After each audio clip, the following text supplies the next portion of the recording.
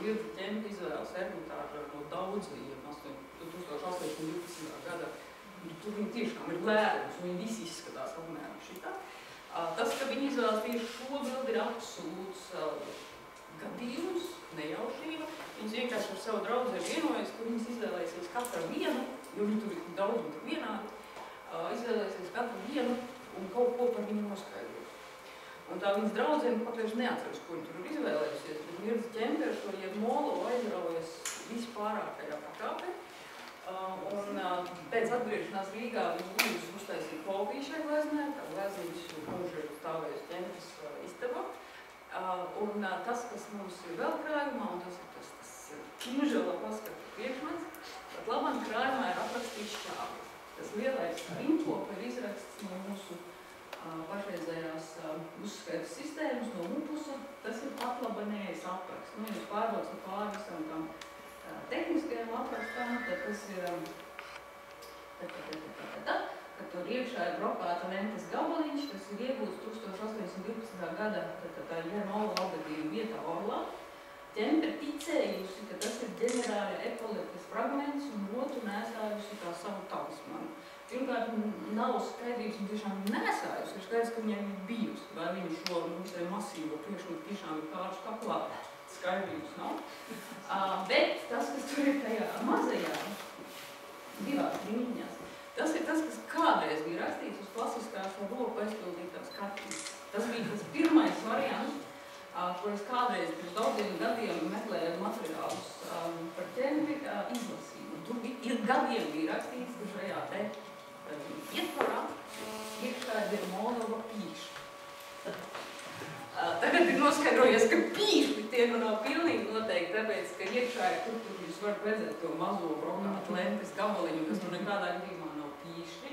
Vēl jau vairāk, tikai tā vispārīgi mēs varam pieņemt, ka tas ir fragments no epoletes, un mums nav absolūti nekāda pamata pieņemt, ka viņš tiešām ir fragments no Jermolova epoletes. Tas varbūt fragments no pilnīgi jebkā, kas tiek veidots no tāda materiāla. Bet mums šāds priekšmets muzejā ir. Ja nu mums būtu ķempes dzīvoklis memoriālai, mums nebūtu nekāda problēma uztaisīt šo stūrīti, jo viņš ir diezgan precīzi aprakstīts. Ir šī gleznas kopija, Jermolovs, pastāv, ir pareizticīgo glezna un tainas lampiņa, kas tās gleznas ir jādedzina. Un šis priekšmets, un viņi to lampiņu katru dienu tur ir dedzinājusi un ar to Jermolova portretu, teiksim, komunicējusi. Saukusi gadus un visam tos veidos ņēmusies. Tā kā, ja mums būtu memoriālais muzejs, mums būtu, kur darīt. Mēs varētu uztaisīt norisi ar apmeklētāju piedalīšanos, to Jermolovu izstāpšanu un tam līdzīgi. Problēma ir tajā, ka mums nav memoriālais muzejs. Mums ir šī glezna, mums tēlētāja mākslas kolekcijā, kas ir kopija no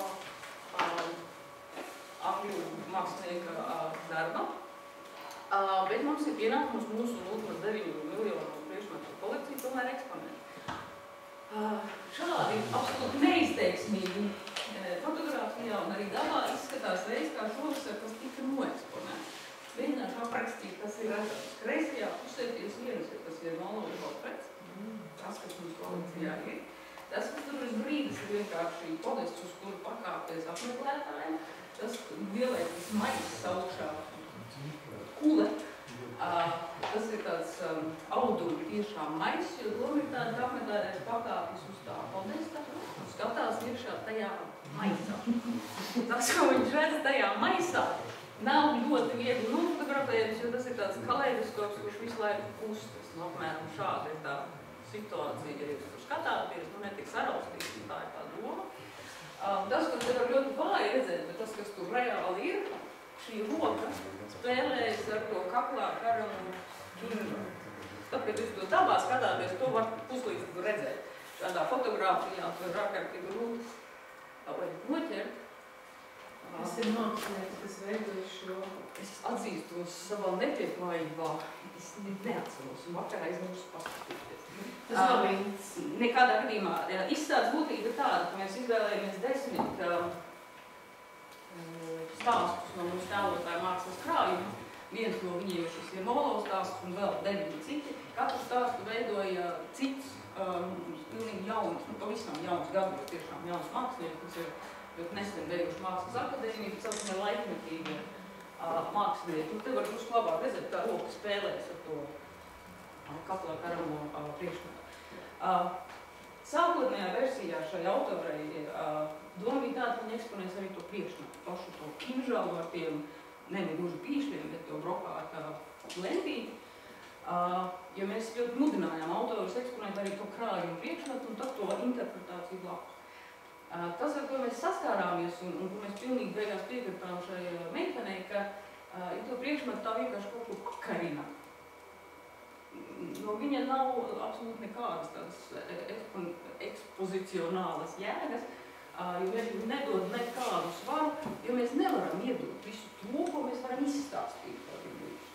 Ņemot vērā, ka uz mūsu ekspozīciju neviens apmeklētājs nenāk kā uz Ķempes memoriālu muzeju, neviens jau nenāk, ka piedzīvo to garu izsaukšanu, Jermolova gara izsaukšanu, to komunikāciju biosfēru līmenī. Viņš nāk uz Rakstniecības un mūzikas muzeju, kur nav uzsvērts neviens no sevišķi autors. Mūsu māja nav nekādā veidā saistīta ne ar vienu konkrētu autoru. Mums nav iespējas izmantot visu to potenciālu, kas nāk ārā Šelvija gadījumā, Šekspīra gadījumā, Petrakas gadījumā, Raņa gadījumā, Sutas gadījumā un visos citos gadījumos, jo mums nav tā nemodernitātes faktora apakšā. Un līdz ar to mums ir ārkārtīgi grūti eksponējot šos priekšmetus, kas lielākā daļa ir vārti pēc šī memoriālā principa, jo Greste uzsāka to monogrāfisko vākšanu, to vākšanu pēc memorialitātes principu, kur gadu desmitiem ir turpināt, mums ir ārkārtīgi grūti izmantot.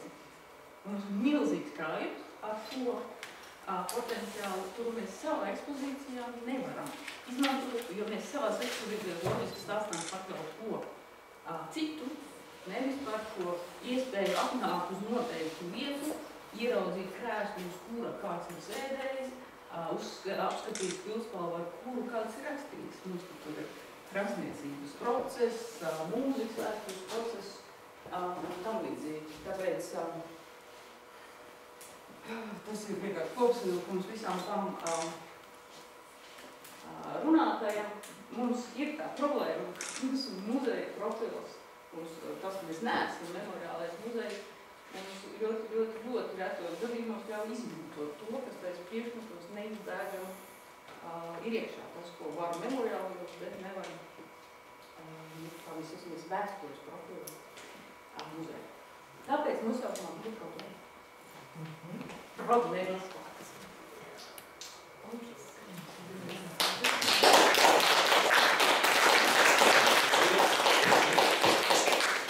Ka mums drusku ir izmainījusies dienas kārtība, tad Pēters un kungu priekšlasīja un palūkšu pēc pusdienas pārtraukuma nolasīt.